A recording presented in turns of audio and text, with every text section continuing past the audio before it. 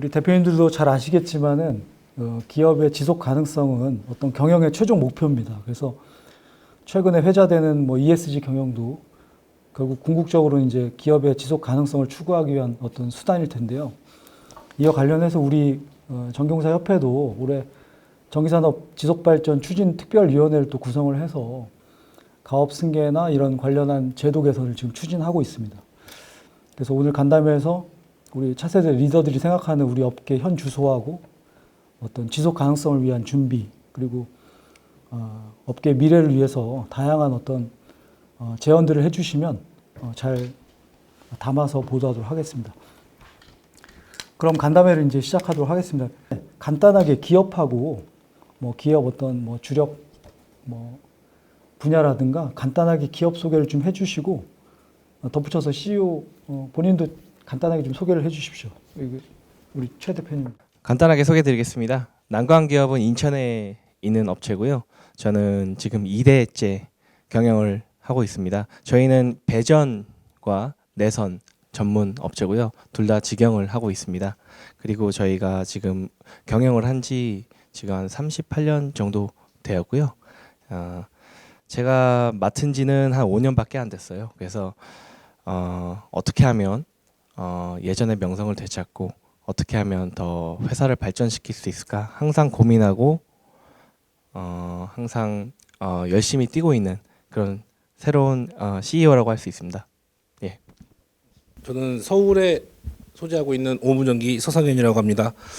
저희 업체는 발전사 내에 전기공사, 특히 발전기 회전자 쪽 관련 계통 정비를 주로 하고 있고요. 민자 업체보다는 공기업 관련해서 5대 발전사 그리고 한전 KPS 같이 대규모 플랜트 정비사하고 협력 관계로 맺어갖고 현재 약 40년 이상 업을 유지하고 있고 당연히 전기공사업은 기본으로 깔고 항상 진행을 하고 있습니다. 저는 저희 창업주이신 대표님께서 20여 년 전에 타계하신 이후에 현장부터 배우고 차근차근 올라와서 약 작년이었던 약 19년 제가 일 시작한 지 19년 정도 됐을 때 대표이사로서 현재 대표님과의 각자 대표 형태로 같이 진행하게 됐고요. 저희 쪽은 아직도 여전히 발전을 해야 되는데 정보력의 부재 그리고 업종의 한계가 있어서 큰 고민을 하고 있는 와중입니다. 그래서 이번 기회에 많은 경험도 쌓고 지식도 쌓는 시간이 되었으면 좋겠습니다. 감사합니다. 저는 경북 경산에서 왔고요. 한남전기통신공사 이승 대표입니다. 저희 회사도 45년 정도 또 아버님께서 이렇게 창업하셔서 좀 제가 이어서 지금 열심히 하고 있습니다. 한 10여 년 전부터 제가 대표로 제 아버님께서 자꾸 하셔서 제가 열심히 하고 있고 저희는 배전이랑 내선이랑 그리고 태양광 발전, 신재생에너지 그 정부 지원 사업이나 복합 사업 그리고 RPS나 아리백 쪽으로 시공하고 또 태양광 모듈 인버터 관련해서 유통을 하고 있습니다. 네, 오늘 또 그 자담회라고 섰는데 많이 배우고 갈 수 있는 자리가 되었으면 좋겠습니다. 감사합니다. 안녕하세요. 저는 전주에서 온 대한엔지니어링 김경미입니다. 네. 저는 여기 되게 연역이 좀 오래되셨는데 저는 그렇게 오래는 안 됐고요. 한 5, 6년 정도 되었습니다. 네. 저는 이제 우연치 않게 전기공사업을 제가 이제 전기 기사를 취득한 거를 계기로 해서 우연하게 전기공사업을 내게 됐고요.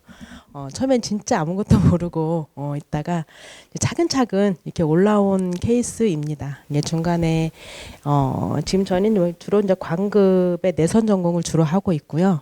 내선 위주의 공사를 하고 있고 중간에 이제 그 외부 사급 공사들도 많이 했었는데 지금은 좀 그쪽은 좀 약간 제외를 하고 광급 위주로 좀 공사를 하고 있고 또 제가 이제 기술사 취득을 함으로 인해서 저희 회사가 설계감리 쪽에 업무를 좀 하다 보니 그리고 제가 좀 여성이다 보니 약간 설계감리 쪽으로 업체가 좀 치우쳐져 있는 그냥 그렇게 되어 있습니다. 예.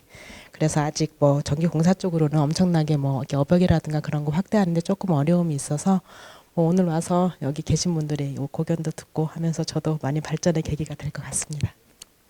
첫 번째는 이제 그 저희가 최근에 이제 뭐 코로나 팬데믹 그다음에 작년부터 엔데믹 이렇게 거치면서 그 또 전기공사업의 어떤 그 업종도 조금 변화를 좀 겪었을 것 같은데 인력 문제라든가 여러 가지 현장의 어떤 최근에 좀 사업하시면서 가장 좀 느끼는 변화의 체감이나 혹시 뭐 코로나 이전과 이후에 좀 달라진 부분들 그런 게 있으면 좀 편하게 말씀해 주십시오.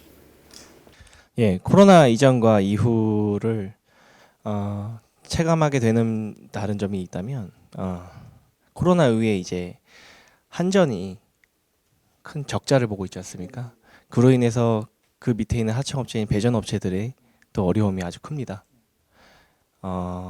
예를 들어 이제 한전에서 지금 적자가 꽤 많은 걸로 알고 있는데 저희가 배전 일을 꾸준히 해오고 있는 와중에 지금 2년에 한 번씩 단가를 재계약을 하고 있는데요. 지난번 단가와 이번 단가는 정말 그동안 단가 중에 제일 힘든 시기였습니다. 일을 해야 되는데 못하게 하고 일을 해도 돈이 늦게 나오는 그래서 악조건 속에서 지금 일을 하고 있다고 봐도 무방할 정도로 굉장히 지금 한전과 저희 배전업체들이 힘든 시기를 겪고 있다고 볼 수 있습니다. 이제 코로나 이후에 힘든 점 당연히 지금 저도 그 배전업체 그 어려움을 주변에서 듣고 있는 와중이기도 하고요. 저도 특히나 공기업과의 거래를 하면서 금전적인 문제를 느끼게 됐습니다. 누구보다도 부러워하는 공기업 거래를 가진 업체임에도 이 세상에 발전사가 돈을 늦게 줘라는 말이 절로 나오고 저뿐만 아니라 주변 업체들도 살다 처음 봤다라는 이야기가 나올 정도로 하필이면 또 전 정부에서 만들었던 신재생 에너지 관련 또는 뭐 석탄을 제외한 LNG 발전으로 전환시키는 와중에 업체들 간의 뭐 설비 개선이나 조기 뭐라 그러죠? 운전 정지가 있으면서 사실상 물량이 좀 줄어 있는 상황일 수도 있습니다. 근데 그것도 타기야 버텨보자 시간이 지나면 약이 날아갈 수 있는데 저는 코로나 이후에 가장 크게 바뀐 거는 근로자를 구할 수 없다. 인력 구조가 완전히 바뀌었다라고 느껴지고 있는데요. 일단 첫 번째는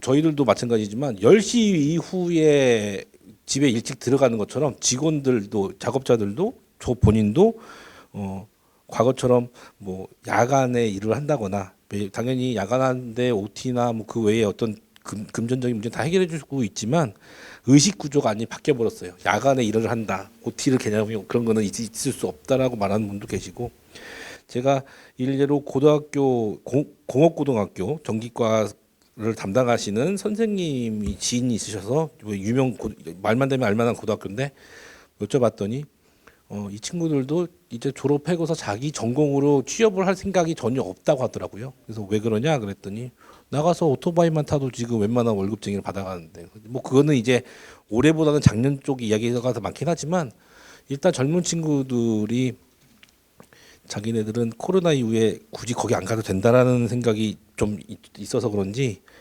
유난히 더 젊은 친구들을 그리고 인력 구조에서 나이가 있으셔도 찾기가 어렵다는 느낌이 많이 들어서 이게 굳이 코로나 탓인지는 모르겠지만 코로나 때는 아예 만날 기회가 없어서 못 만났다가 다시 만났더니 제가 그렇게 느끼는 건지 어쨌든 저기 공기공사업 같이 하면서 제일 힘든 거는 인력 구조. 예. 그리고 아까도 말씀드렸던 한전 그런 관련도 힘든 요지 중에 하나인 것 같습니다. 두 분은 약간 이제 배전 쪽 일을 하고 계시니까 저희는 이제 내선 쪽 일을 많이 하고 또 제가 이제 설계 쪽까지 하고 있다 보니 코로나 전후라기보다는 이제 설계나 이런 거 되면서 예산 같은 것들이 사업에 적절치 않게 내려오는 것들이 많다 보니 설계 차원에서부터 사업의 축소 또는 예산이 적으면 사업을 축소해야 되는데 사업 축소가 안 되다 보니까 이제 어떻게 해요? 이제 그 자체를 이제 줄이는 거죠. 우리가 말하자면 이제 우리 항상 입장에서 보면 노무비 같은 게 좀 줄인다든지 뭐 이런 식으로 해서 아니면 이제 뭐 설치할 거를 좀 덜 설치한다든지 이런 식으로 해서 넘어가는 것들이 많아서 그런 것들이 이제 전기공사 업체에서도 공사 측면에서 보면 약간 이제 불만일 수 있는데 그런 것들이 코로나 이후가 되면서도 해결이 안 되고 계속 지금 예산들이 적게 내려오고 사업이 줄고 이제 하다 보니 물론 이제 한전과 관계 있는 우리 오무전기나 이쪽 또 마찬가지지만 내선 업체들도 사업이 굉장히 많이 줄고 취소되는 사업들도 많다 보니 이제 그런 것들이 되게 힘들고요. 물론 아까처럼 인력들 물론 이제 본인들이 회사에서 가지고 있는 인력으로 공사가 해결이 되는 경우도 있긴 하지만 주로 외부 인력을 많이 조금씩 쓰다 보니까 그런 인력들의 그런 노무비 단가들이 노동시장에 너무 많이 높게 형성이 되어 있다 보니까 그런 데 대한 거. 그다음에 자재들이 코로나를 겪으면서 갑자기 뛰는 자재들이 되게 많아요. 그러니까 몇 달 전에 설계가 끝났어도 지금 내가 하는 공사 시점에서는 자재가 급격하게 뛰다 보니까 긴 공사는 에스컬레이션을 받을 수 있는데 짧은 공사는 에스컬레이션을 못 받아요. 그러다 보니 그거에 대한 부담들이 되게 크고 그다음에 광급 공사들이 보면은 조달청 단가를 좀 조정을 하게 되어 있습니다. 예.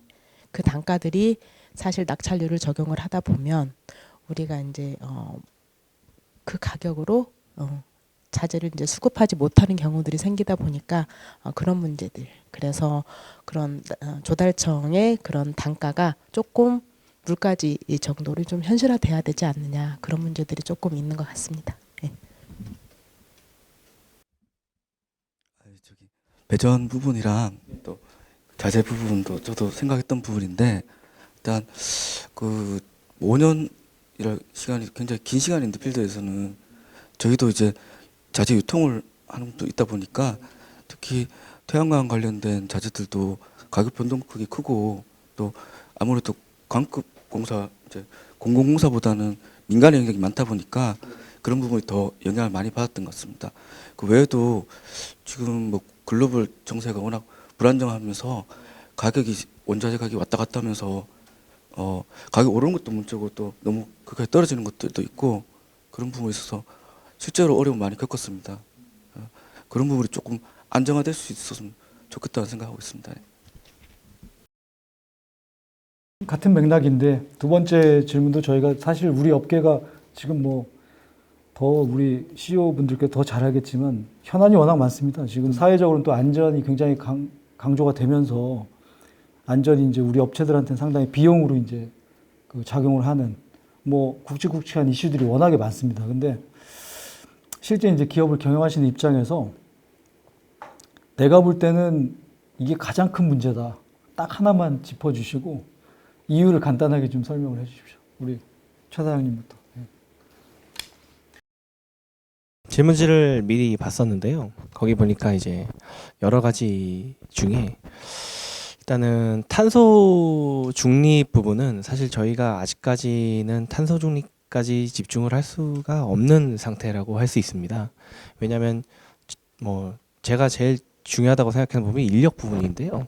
왜냐하면 뭐 중대재해처벌법도 있지만 그거는 제쳐두더라도 일단은 저희 현장을 가보시면 저희 회사도 그렇지만 20대, 30대가 거의 없습니다.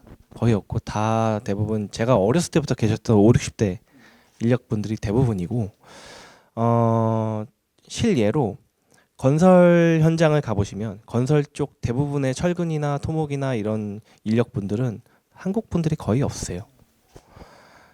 그럼에 불구하고 전기 쪽은 이제 외선 쪽은 특히 아직까지는 한국 분들이 많이 계신데 이게 언제까지 이 인력으로 이 현 상황을 버틸지 이게 참 걱정이 많이 됩니다. 그래서 젊은 분들이 어떻게 하면 유입이 될지, 뭐 이런 부분이 어떻게 하면 홍보가 돼서 유입이 될지. 왜냐면 실질적으로 받는 임금은 꽤 높거든요.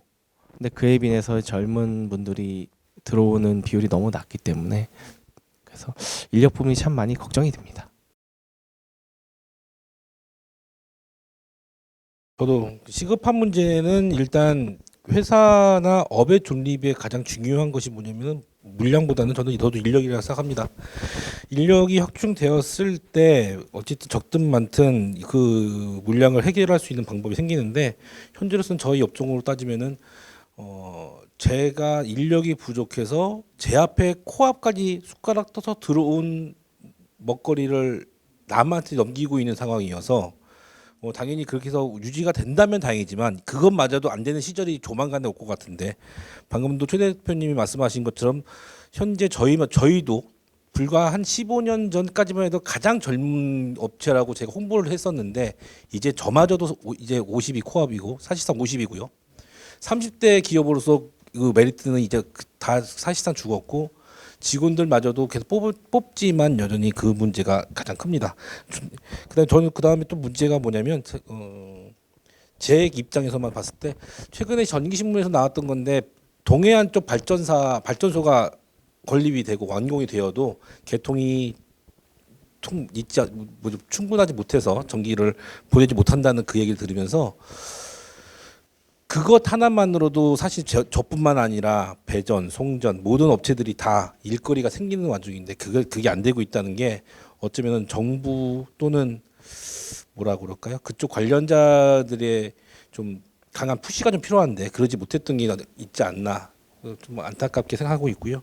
그다음에 저희 쪽 또 하나는, 여튼 탄소 중립은 뭐 이게 1, 2, 3등 이내에 있다 아니다를 떠나서 어쨌든 준비를 해야 되는데, 사실 저도 준비를 한다고 해서 ESG도 받아보고 별걸 다 해봤지만 저보다는 더 준비가 안 될 수 있는 우리 더 작은 우리 협력사들, 우리 공사협회 회원사들이 대처할 수 있는 어떤 가이드라인 같은 게 있으면 좋지 않을까라는 생각을 자주 하고 있습니다. 기술자 합부가 일단 제일 시급하다고 생각하고 피부로 느끼는 부분이 있습니다. 그래서 말씀하셨던 것처럼 전력계통 확충도 가장 오랫동안 이제 계속 언급돼 왔던 내용들이고, 그리고 계속 그 이제 현안이긴 하지만, 예, 또 그 계통 확충이 돼야지 이제 기후 위기나 탄소 중립까지 그 원활하게 이어줄 수 있는 부분이 있고, 그래서 저희가 이제 지속 가능성, 전기 공사업의 지속 가능성을 본다 그러면 더 이상 미룰 문제는 아닌 것 같다, 그런 생각하고 있습니다. 그래서 좀 이제 정부 정책 한전이나 정부 정책도 따라가야 되겠지만 민간의 영역에서도 이제는 좀 더 이상 미룰 수 없다는 그런 생각하고 있습니다. 그리고 뭐 안전이라든지 이런 부분들 기본적인 부분이기 때문에 사실 시급하다기보다도 늘 생각하고 있는 부분이라 생각합니다.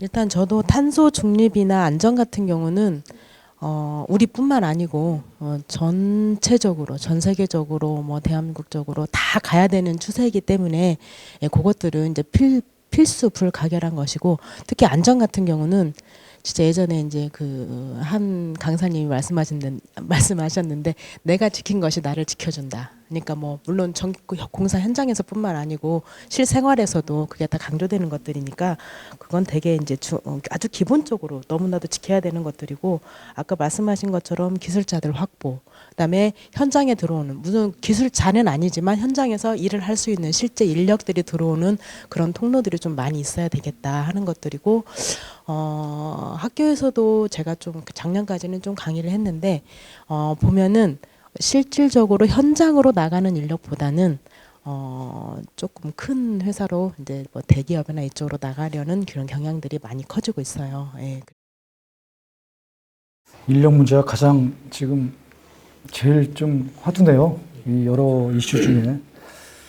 협회에서도 상당히 그 부분에 이제 지금 현재 집행부도 상당히 관심도 많고 많이 이제 투자를 하고 계시긴 한데, 뭐 기술자 승급 문제라든가 뭐 여러 가지 제도 개선도 좀 필요하고요. 근데 이렇게 간단치는 않은 문제 같아요. 예.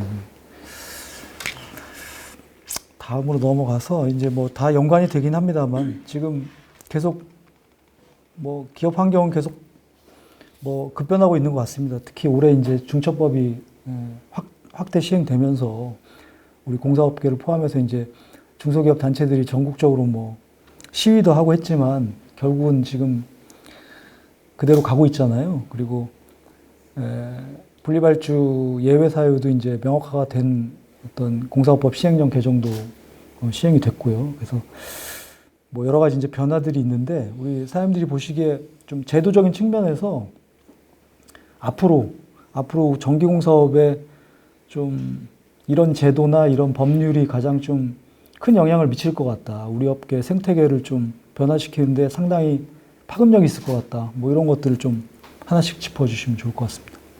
이번엔 우리 김 대표님부터 먼저. 일단은 이제 몸으로 지금 저기 제일 체감하는 게 중대재해처벌법이 아닌가 싶어요. 예, 그래서 어쨌든 저희도 아직은 소규모 사업장에 해당은 되긴 하지만 일단은 시행이 된 상태고 그거를 일단은 엄청나게 큰 현장이 아닌 이상은 아직은 그냥 기존대 하던 대로 잘 개인 안전용품 잘 지키고 이렇게 하면 되긴 하는데요. 좀 큰 사업장으로 갈수록 이런 것들에 대한 비용 문제라든가 인력 문제라든가 또 회사에서 기본적으로 챙겨야 될 부분들이 너무 많아지니까 그런 거 있고요. 또 뭐 전기산업발전기본법 요게 이제 되면서 우리 전기산업 발전의 이제 어떤 경쟁력 높이고 지속 가능한 발전을 이런 걸 하기 위해서 요 법률이 근거가 마련된 거에 있어서 좀 되게 아주 좋게 생각을 하고요. 요걸 시점으로 해서 저희 전기 산업이 좀 많이 발전됐으면 좋겠고 또 우리 지금 계속 우리가 보면 한전이라고 하는 큰 먹거리, 그다음에 전기안전공사라고 하는 어떤 이제 그런 주체가 있긴 하지만 아직은 필드에서 건축물에 대한 이런 부분들을 좀 건축물 전기공사에 대한 이런 것들을 지켜주고 또 우리 전기의 그런 협회 말고 우리 관에서 우리 전기를 좀 담당하는 부서가 좀 생겼으면 좋겠습니다. 저는. 예, 그래서 그런 것들이 여기 뭐 이렇게 전기산업발전기본법에 들어있지는 모르겠지만 그래서 뭐 전기국이나 뭐 전기관나 해서 전기를 좀 총괄할 수 있는 부서가 좀 생겨서 이런 것들과 좀 총체적으로 물려서 우리 전기산업이 좀 발전되는 계기가 좀 되었으면 좋겠습니다. 예, 뭐 소방 같은 경우는 소방방재청. 정보통신 같은 경우는 허가를 내주는 통신부서에서 뭔가를 챙겨주시는데 우리는 한전이라고 하는 큰 먹거리와 전기안전공사라고 하는 그런 작은 울타리가 있어서 그런지 조금 필드에 나와 있는 이 건축과 관련된 아주 소규모 전기공사 업체들이 먹고 사는 거에 관련된 먹거리들은 좀 잘 못 챙기고 있는 것 같아서 그런 부분들을 챙겨줄 만한 것들이 좀 필요하다고 저는 생각을 합니다. 저도 중대재해처벌법이라고 생각합니다. 저희도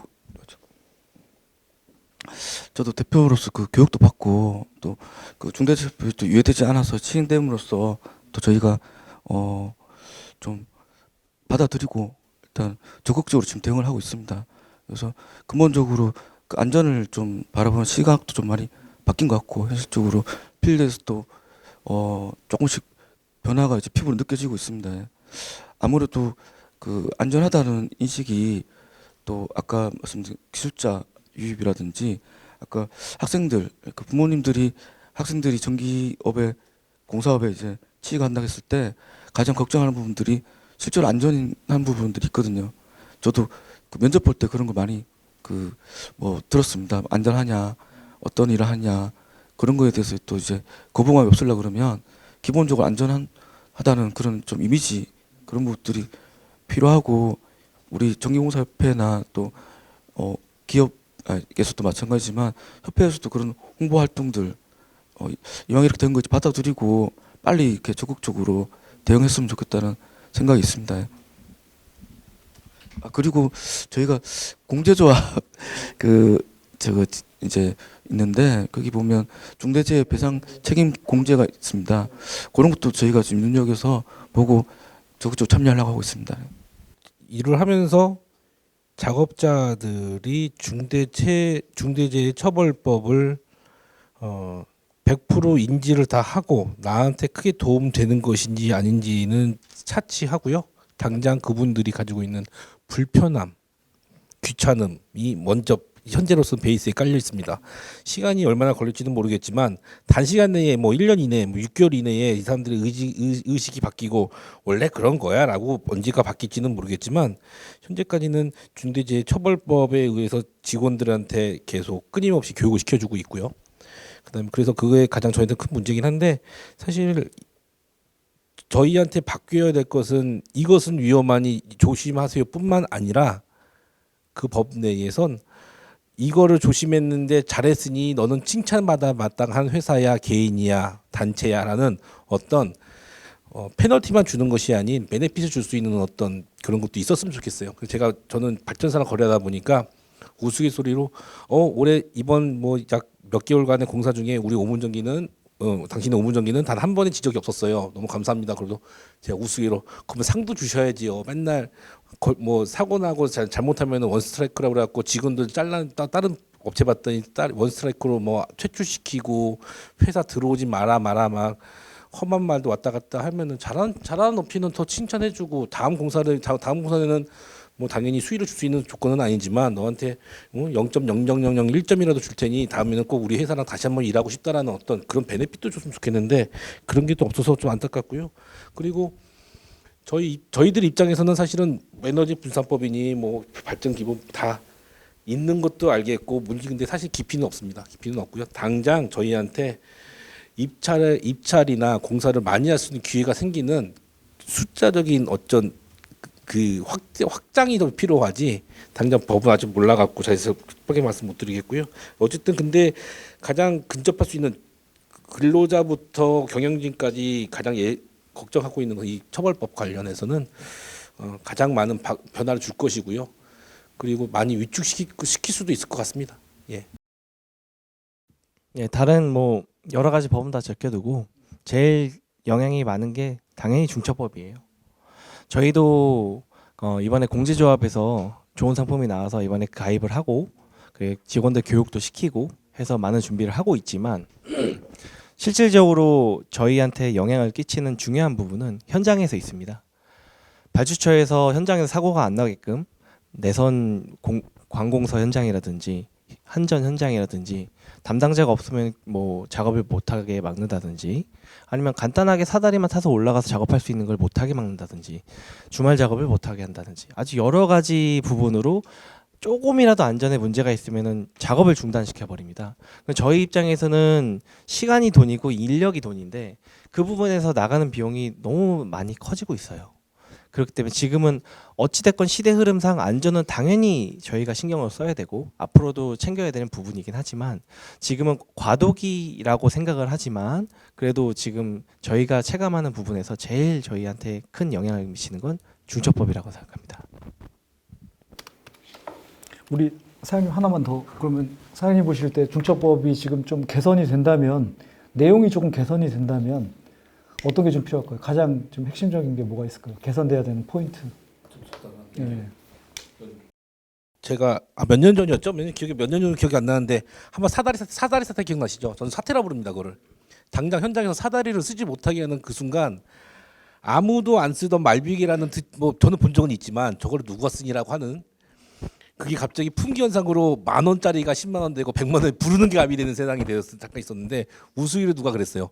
말비기 업체랑 누가 커넥션 있는 거 아니냐라고 농담할 정도였는데 사실은요 중처법을 쓰시는 분들이나 저는 현장에서 단시간이 아니고 장시간으로 우리 근로자들 또 저희 전기뿐만 아니라 수많은 건설을 통해서 다 해서 제대로 현장을 본 적은 없다라고 저는 좀 단정 짓고 싶어요.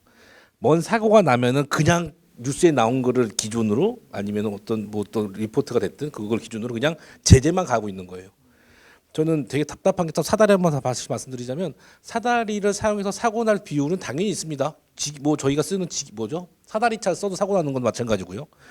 근데 크레인도 사고 나고 얼마 전에도 뭐 가교 건설하다가 사고 나기도 했지만 그 사고 날 수 있는 건데 그 전에 사다리에 안전장치 강인이 있고 2인 1조 써야 된다는 거를 기준 가이드를 남겨놓고도 사고가 났으면 거기에 대해서 또 다른 이야기를 해야 되는데 사고 났어? 쓰지 마요. 저는 그런 식의 탁상 행정 같은 느낌이 드는 어떤 그 안전 관련 규정들이 지금 되게 많이 일어나고 있고 저는 처벌법이 많이 바뀐다 그러면 내용에서는 좀 더 실질적이고 현실적인 방안으로 좀 바뀌었으면 좋겠어요. 참 뭐 특히나 또 저희도 송전도 해봤고 다 해봤지만 그분들 사실 위험한 건 잘 아십니다. 위험한지를 아시기 때문에 더 남들보다 더 열심히 하고 있는데 옆에서 부족하다 어쩌하다는 그분들이 하시는 거예요. 저희가 해달라는데 업체들이 안 해줄 거야라는 말은 아무도 안 하니까요. 그러니까 최대한 우리들 업체들 협회의 이야기를 좀 듣고서 보완하고 보강해서 법을 좀 더 개정 아니면은 내용을 좀 더 뭐라 그러지? 자세하게 좀 바꿨으면 좋겠다는 좀 개인적 욕심은 있습니다. 좋은 말씀이죠. 예. 중첩법이 있기 전도 사실 아까 말씀드렸지만 저희 현장에 인력이 귀합니다. 그래서 항상 제가 직원들한테 강조한 건 너가 다치면 회사도 손해고 너도 손해고 나도 손해예요. 그러니까 무조건 안전하게 작업하세요라고 항상 강조를 하고 있었고 그런데 중첩법이 생기면서 무조건 저희 경영진만 나쁜 놈으로 몰고 있어요.